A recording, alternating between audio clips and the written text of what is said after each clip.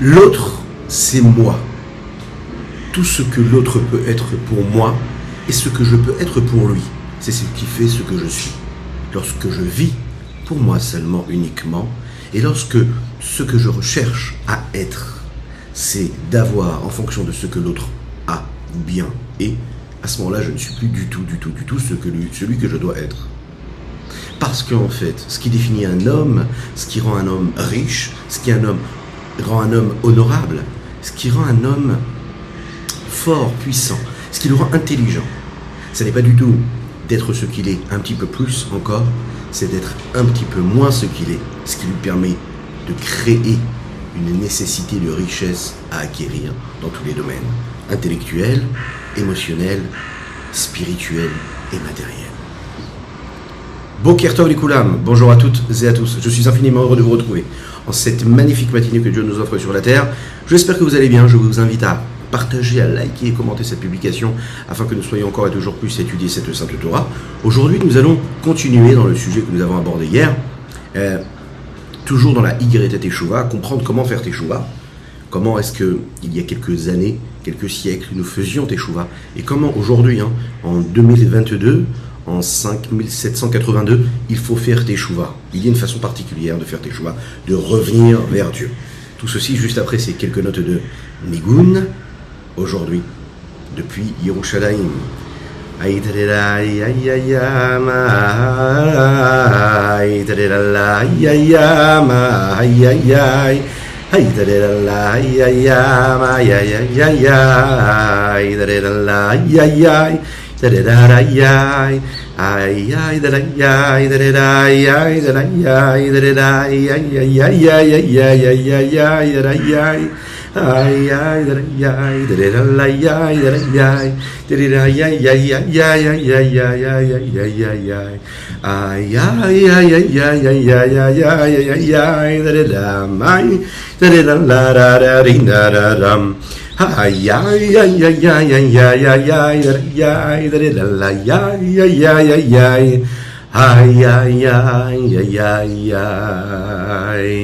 Aujourd'hui, nous étudions l'Eilou Nishmat à Aaron ben Aïcha, et bien sûr pour le mérite de Dvorah bat Aaron, que je lui envoie une belle bénédiction et que ce mot de Torah puisse être une source d'élévation et de mérite pour l'âme de Aaron ben Aïcha alav Ashalom.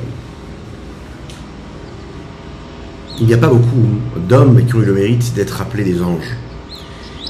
Rabbi Avraham Malach, c'est un très très grand sage, très grand tzaddik, un des grands de la Chassidoute.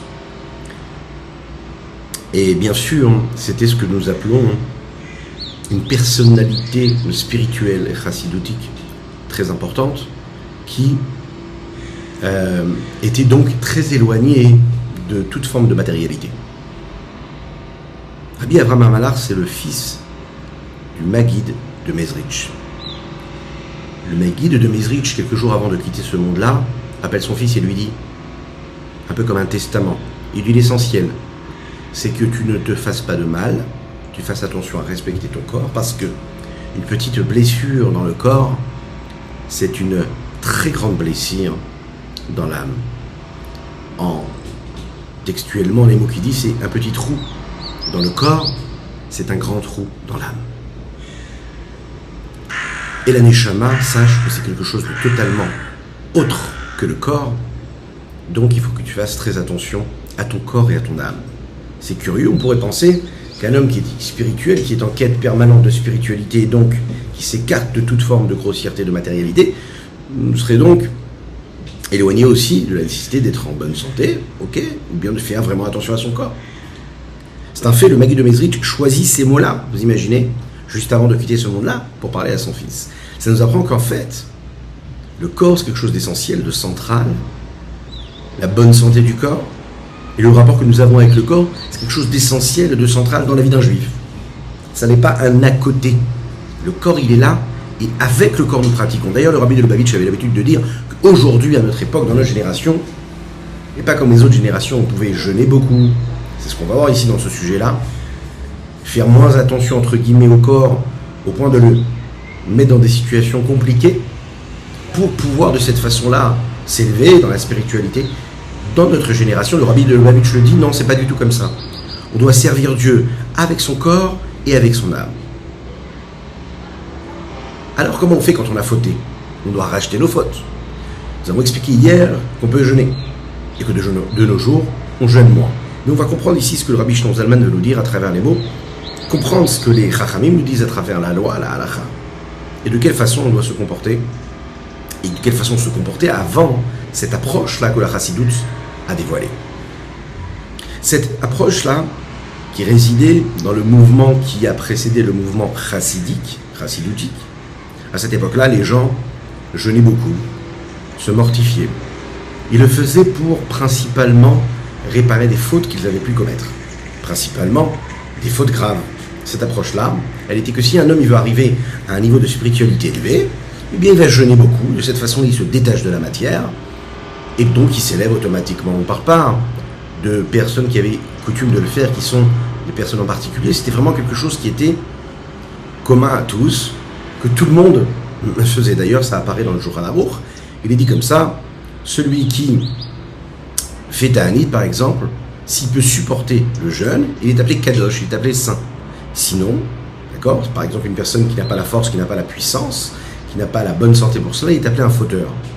Donc on est en train de nous dire ici, celui qui a la possibilité de jeûner, lui, est appelé quelqu'un de saint. Celui qui ne peut pas jeûner, il n'est pas appelé saint, il est appelé un fauteur. C'est quand même fort. Cela veut bien dire ici que la personne qui veut jeûner de façon à se détacher de la matière au maximum. Et là, l'Halakha nous dit, quelque part, il faut se soucier de sa bonne santé. Maïmonide le dit dans Ilchot Deot, le Rambam. Il dit comme ça, Eyot Aguf Bari Veshalem et Darke Hashem. Avoir un corps en bonne santé, avoir un corps sain, ça fait partie de la pratique et des chemins qui nous permettent de servir Dieu. C'est la raison pour laquelle, de manière globale, de manière générale, un homme a la possibilité de jeûner, mais il ne faut pas que ça fasse de mal à sa santé. S'il peut se permettre de le faire et que ça ne lui fait pas de mal, alors à ce moment-là, il pourra jeûner. Voilà une approche qui précède celle de la Chassidoute. Arrive la Chassidoute. Et là, à travers le Baal Shem Tov, son élève, le mec de Mezrich, et ensuite le Rabbi Shlomo Zalman de Liadi, l'auteur du Tanya que nous étudions, arrive et dit non. Une grande révolution. On ne va pas regarder le corps comme un élément qui est là pour contrer l'âme, avec lequel il faut se battre. Non, la Chassidoute est approche, elle dit, vis avec ton corps, sers Dieu avec ton corps. Il devient notre ami quelque part. Je vais le purifier, il va devenir de cette façon-là le meilleur des réceptacles, pour permettre à l'âme de faire ce qu'elle a à faire avec lui. Le Baal Shem Tov transmet cette idée-là, qui est de dire que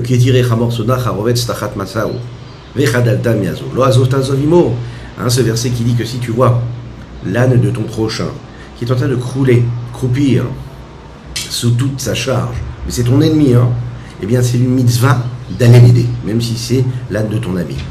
Et on explique ce terme-là, selon le Baal Shem Tov, de manière différente. Qui dirait Chamor Sonacha. Chamor, ça veut dire aussi Chomer.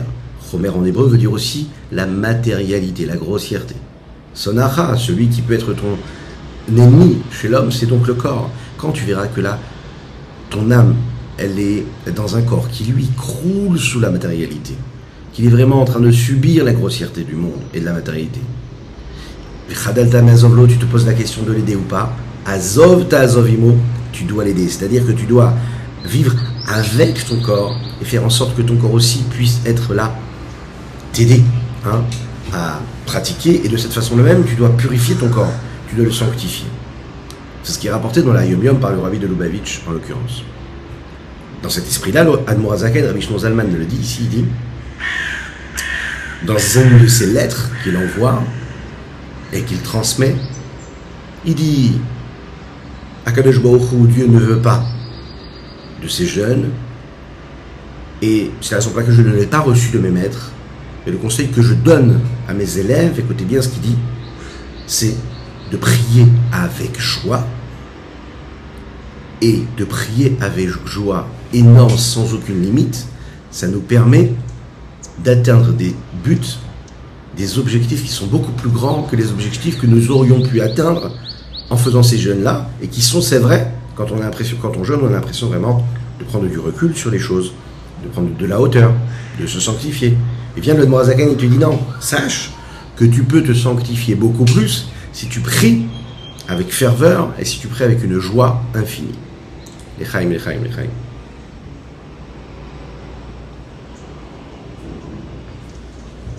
Alors, est-ce que ça veut dire que les sages qui ont précédé la Chassidoute, la période de la Chassidoute, ce sont des sages qui ont fait des erreurs, qui se sont trompés?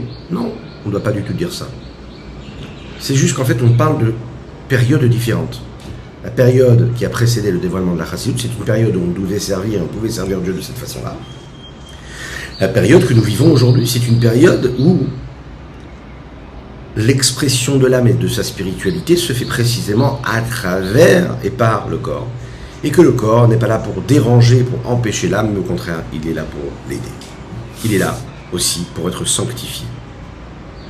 La Chassidoute, elle ne va pas, de l'autre côté, complètement annuler et annihiler le principe même du jeûne. Le jeûne fait partie de la pratique de la Torah et des mitzvot. Une personne qui a fait une erreur, qui a abîmé son âme, d'après la loi, d'après le din, il doit réparer cette faute-là. Et cette faute-là, elle peut être réparée, comme nous l'avons développé a priori hier, mais par le jeûne, à la place du korban, à la place du sacrifice que nous apportions au Beth Amikdash. Et puisque cette approche globale que nous avons là maintenant, elle dit qu'on n'encourage pas les jeunes, alors le Admorazaken Rabbi Shimon Israël de Ligadi va nous donner quand même quelques conseils qui vont nous permettre de diriger et d'adapter ces jeunes-là qui nous permettent de faire des choix.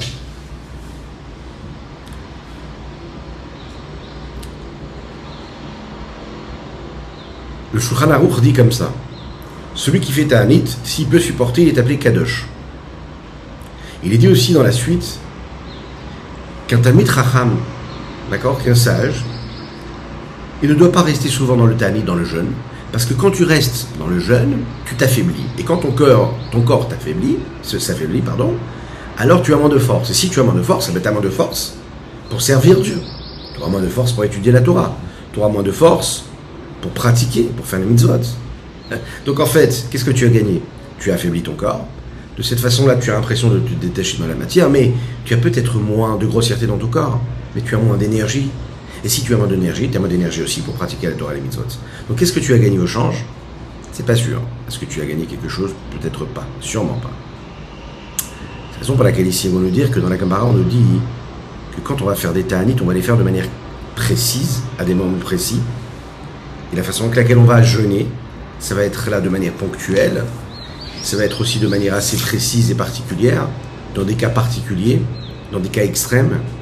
Et de cette façon-là, on va le voir ici, la meilleure façon qui va nous être offerte pour parer en fait à cette nécessité de jeûner, et que dans le cas où on ne veut pas jeûner, il nous faut une solution absolument, on va donner la tzedaka. On va donner la tzedaka. Lorsque tu vas donner la tzedaka, tu rachètes ce jeûne-là que tu aurais pu donner. De cette façon-là, tu donnes ton corps, l'énergie. Tu es parti travailler, tu as travaillé dur toute la journée. Tu as gagné ta vie. Et avec cet argent-là, tu aurais pu payer une journée de vacances en plus. Tu vas prendre cet argent-là et tu vas dire, ok, j'aurais pu jeûner, j'aurais pu souffrir aujourd'hui.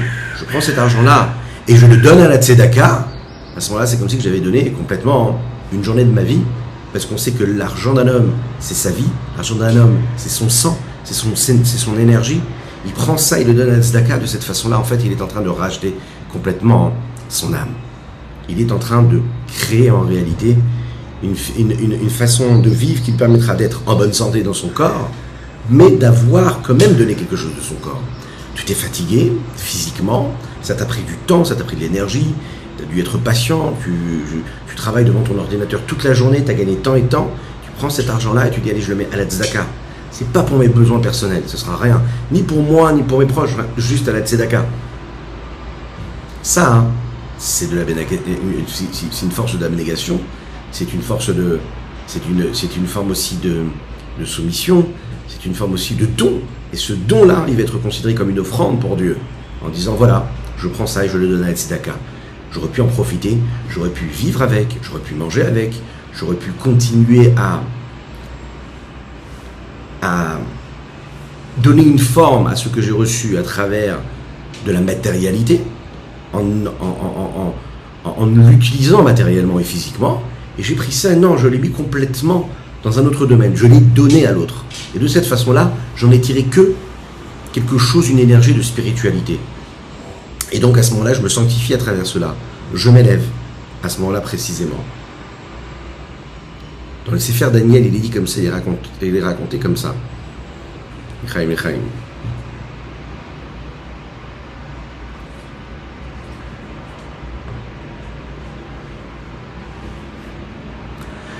Sefer Daniel, dans la Bible, il est raconté que le Nebuchadnezzar, un jour, voit dans son rêve un arbre énorme, très très grand. Et il voit un ange qui arrive et qui coupe cet arbre-là. Et il voit qu'après avoir coupé cet arbre-là, les racines restent là avec l'herbe qu'il y a autour sur le champ, sur la terre. Le matin, il se lève, il est très agité, il appelle les sages pour qu'ils puissent interpréter ce rêve-là. Mais personne réussit à interpréter ce rêve-là. Il décide donc d'appeler Daniel, le prophète Daniel. Il lui dit, voilà, je fais un rêve, et dans ce rêve, je voyais un grand arbre qui montait très très haut. Un ange passait, coupait cet arbre-là, et il laissait les racines de cet arbre-là sur le bas avec les autres herbes. Est-ce que tu peux interpréter ce rêve-là? Daniel lui dit, sache, cet arbre-là représente la royauté de Nebuchadnezzar, Melech Bavel, roi de Babel. À cause de ses fautes, à cause de l'orgueil qu'il a pu avoir, de tout ce qu'il a réussi à créer, à posséder, à bâtir et à construire, il va se retrouver à descendre à terre et vivre avec ce qu'il y a sur la terre et non pas ce qu'il y a au-dessus de la terre.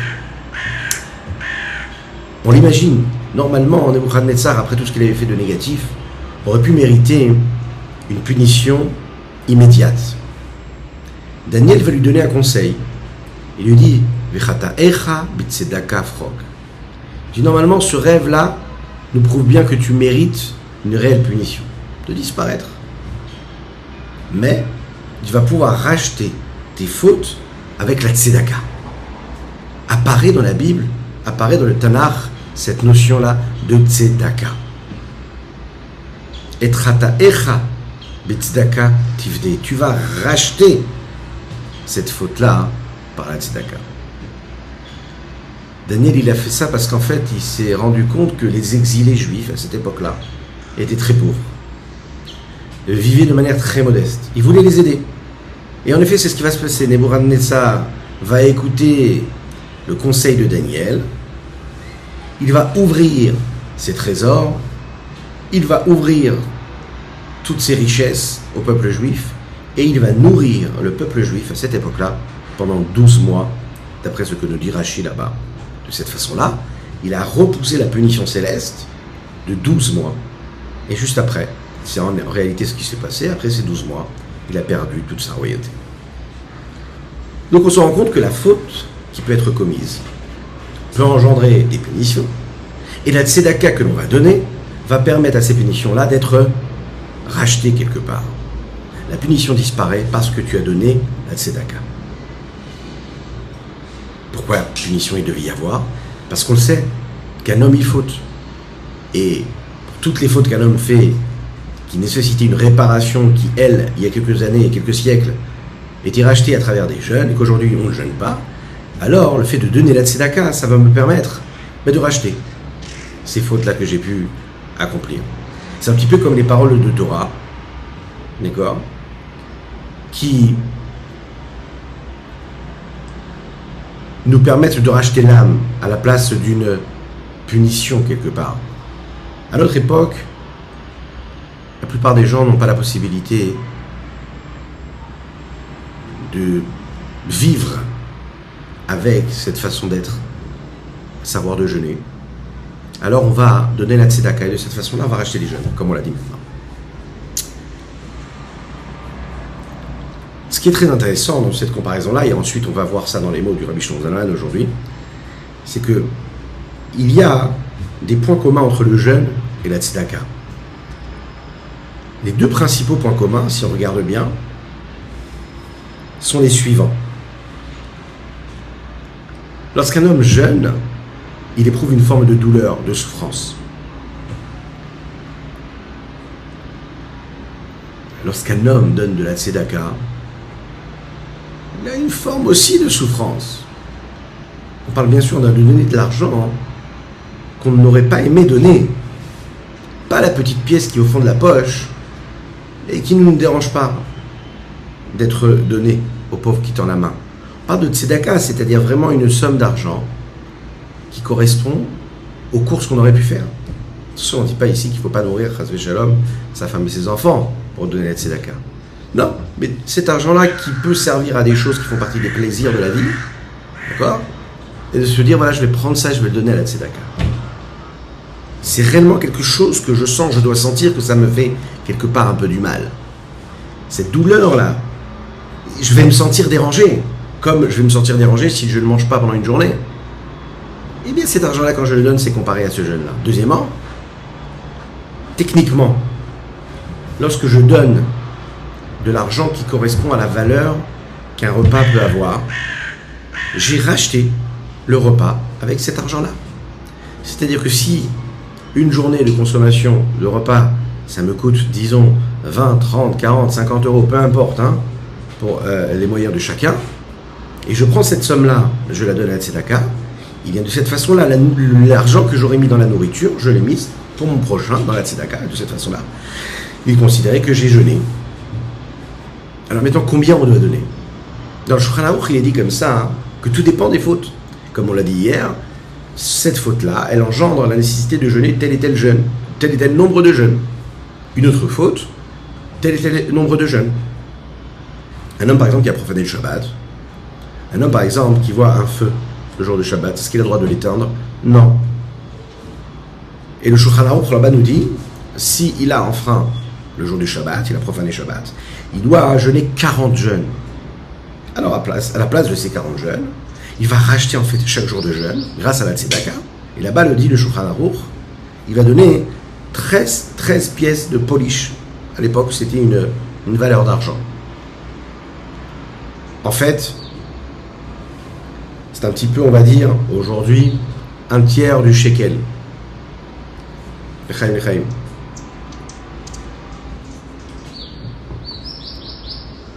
Allez, à cette époque, ce qui fait en réalité, quand on parle ici par exemple de la valeur de ce que vaut par exemple le Machatzita Shekel, vous savez qu'on donne avant la fête de Purim, Machatzita Shekel, un demi-shekel, pour se souvenir de ce que donnait le Béni Israël, le peuple juif à l'époque du Mishkan. Et là, on va dire, dans ces années-là qu'on est en train de vivre, je ne sais pas en fait si on compte l'inflation, si on compte aussi la façon avec laquelle le shekel monte ou descend, on va dire environ dans les 20-30 shekels, quelque chose comme ça, ou un petit peu plus, un petit peu moins. Donc si on prend les 2 tiers d'un shekel de l'époque, ça fait environ combien ? 25-35, d'accord ? Entre 25 et 35 shekels. C'est environ la valeur que peuvent avoir chacune des séoudotes des repas qu'un homme peut, des repas qu'il peut avoir et qu'il peut utiliser par jour. 25-35 shekels, oui, c'est la valeur, c'est ce que peut coûter, disons, un sandwich en Eretz Israël, un petit peu plus, un peu moins, même un peu plus, un peu moins que ce qui est devenu, non, ouais. Ça va être un petit peu plus aujourd'hui, ça coûte un petit peu plus cher, tout a augmenté, ouais, bon. Et donc, il va faire en fait qu'on puisse avoir plus de moyens pour dépenser plus. Bezrat Hashem. Donc en fait, si on veut quelque part racheter le jeûne qu'on ne peut pas faire, qu'on ne veut pas faire, alors on va donner de l'argent. Et à ce moment-là, il faut donner de l'argent que j'aurais mis dans un repas. Ce qu'un repas me coûte, et bien à ce moment-là, je donne ça à la tzedaka. Ce qui se passe, c'est que vous allez le voir, et on l'a vu déjà hier, on fait beaucoup de fautes. Et le nombre de fautes que nous avons commis, il est énorme. Donc il faut racheter beaucoup de fautes. Donc on va donner beaucoup de tzedaka, c'est la raison pour laquelle on doit toujours donner la tzedaka au maximum, parce qu'on a toujours quelque chose à racheter. Regardez ce que nous dit le Rabbi Shimon Zalman ici dans les mots. Il nous dit comme ça, Achen, Lechaim, Lechaim.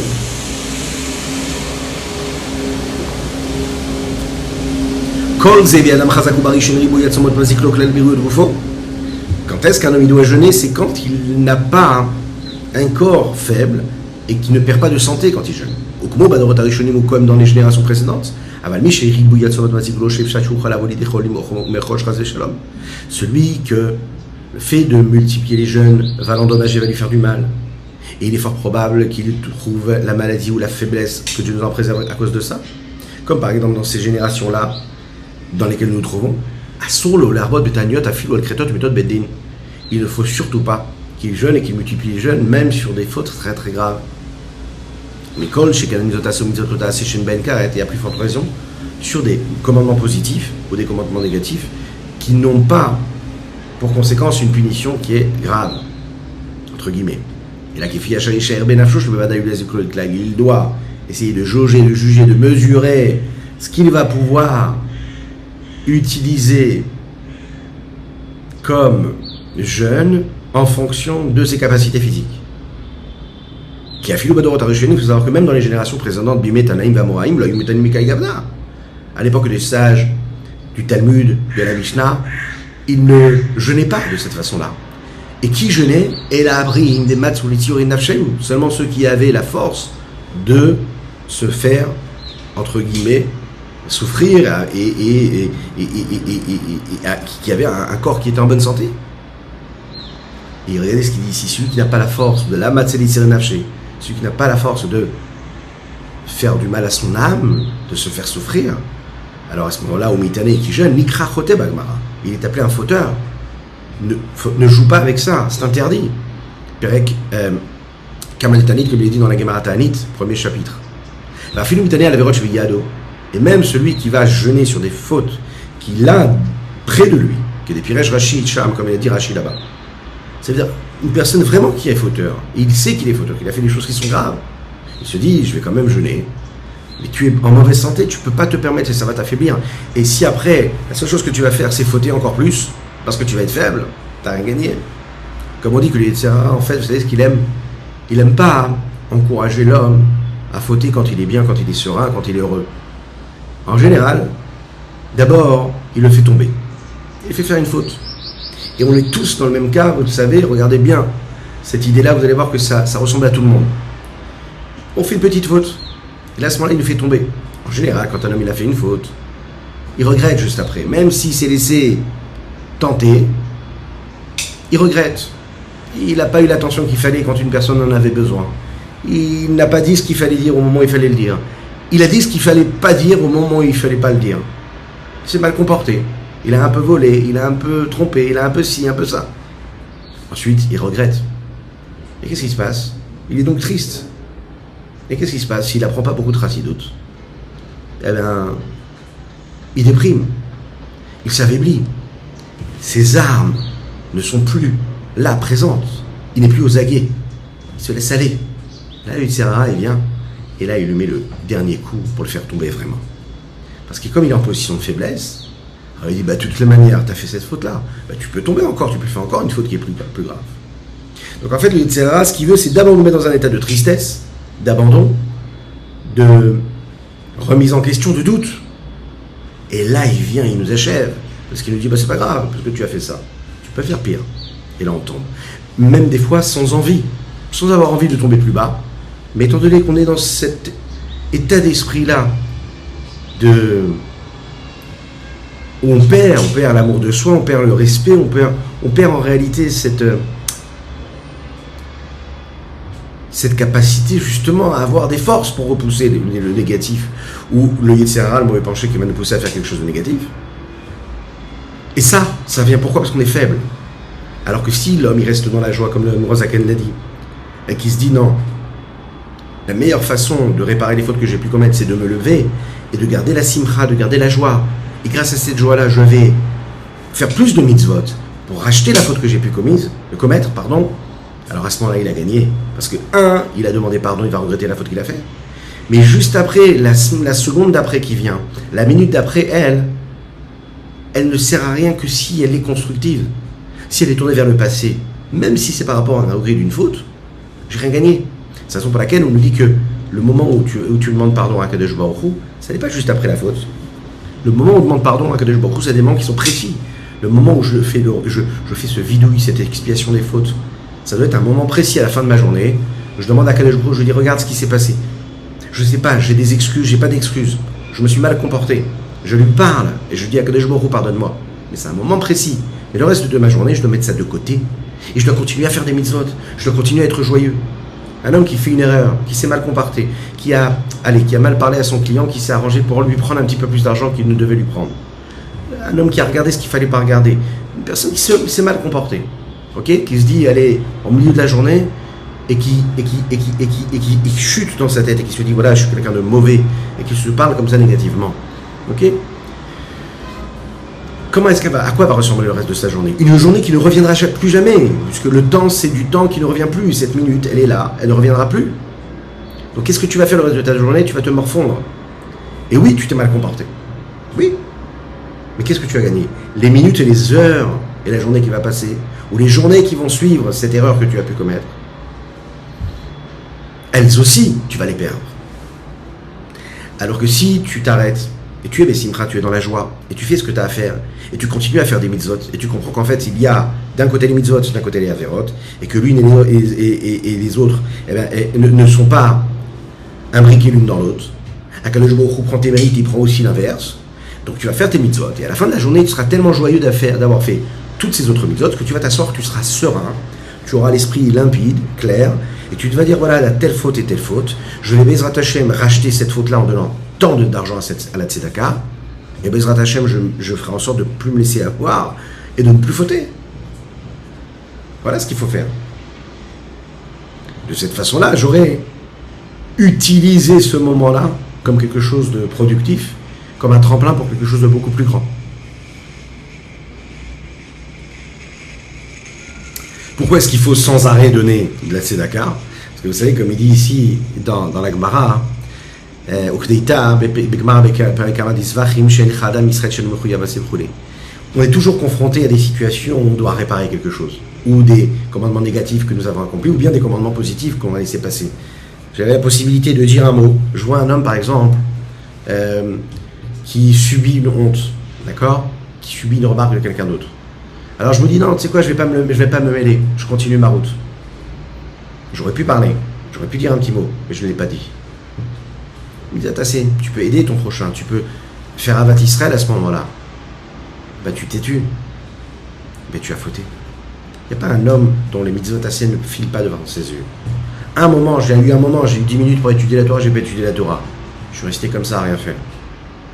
Ah mais j'étais fatigué. Ok, très bien, t'es fatigué, tu peux prendre un Teilim, tu peux prendre un livre de Torah à lire.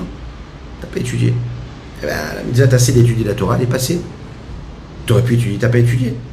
Donc maintenant, il va falloir mettre la main dans la poche et donner de tzedaka pour acheter cette faute-là. En fait, on est tous confrontés à ça. Maintenant, une personne qui étudie la Torah, une personne qui prend conscience de l'importance des choses, alors ses responsabilités sont beaucoup plus grandes. Pourquoi elles sont plus grandes? Parce que si tu connais de la Torah, alors automatiquement ta punition est plus grande. Tu savais, tu as quand même fauté. Donc ta réparation va être beaucoup plus grande. Il dit celui par exemple qui étudie bien la Torah, okay, qui fait beaucoup de mitzvot, et qui à cause de la faute qu'il a commise, il va devoir jeûner. Et s'il jeûne, il va s'affaiblir. Et s'il s'affaiblit, il n'aura plus de force pour accomplir la Torah, et bien lui ça a beaucoup plus de conséquences qu'un homme qui ne pratique pas la Torah des mitzvot, qui fait une faute et qui va jeûner, et que de surcroît, même s'il ne jeûne pas, il n'y a pas beaucoup de Torah qui ne va pas être faite. Parce que ce n'est pas un homme qui fait beaucoup de Torah. Donc on peut comprendre en fait, toi tu as l'impression que comme tu es quelqu'un qui est avancé dans la Torah, donc tu dois jeûner plus que celui qui est éloigné de la Torah. Et là on est en train de te dire que non, plus tu es fort dans la Torah, tu es avancé dans la Torah, plus quand toi tu vas t'affaiblir avec un jeûne, moins tu pourras faire de Torah. Et donc c'est négatif. Mais quand chacun joue la Torah,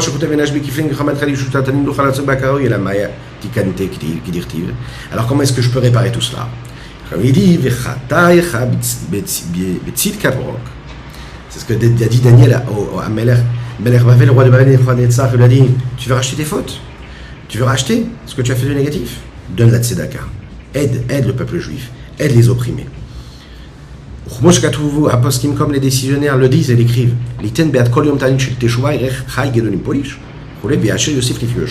chacun donnera en fonction de sa richesse. Comme le dit le Magen Avraham dans les lois de Tanit. En fait, c'est simple. Celui qui a l'habitude d'aller au restaurant, et quand il va au restaurant, il prend l'entrée, le plat et le dessert. Ou bien il y a celui qui mange juste un petit sandwich et qui se suffit de cela. Eh bien, celui qui prend l'entrée, le plat, de dessert et qui prend aussi le menu, vous savez, on vous propose un petit peu tout ce qu'il y a dans le menu. Et bien là, quand il va devoir racheter ses fautes, il faut aussi qu'il rachète de cette façon-là. Il ne va pas se dire, ah, je vais donner 18 € pour racheter ma faute. Non, il va, tout ce qu'il aurait donné dans la matérialité, eh bien, il doit le donner dans la tzedaka, avec autant de ferveur. La même chose. Comment est-ce que tu te serais fait plaisir? Tu aurais dit, ah ok, très bien, allez, on vit qu'une fois, hein. Je peux me payer telle et telle chose, je peux m'acheter tel et tel vêtement, c'est pas grave, ça coûte cher, c'est une marque, hein. Mais on peut se faire plaisir, oui. Mais si tu es capable de vivre de cette façon-là, physiquement, matériellement, tu dois avoir la même approche quand tu vas donner la tzedaka. Tu vas dire, je vais donner de l'argent à un pauvre. Je vais donner à une personne qui est nécessiteuse. Et je vais lui donner de la même façon. Lechaim, lechaim.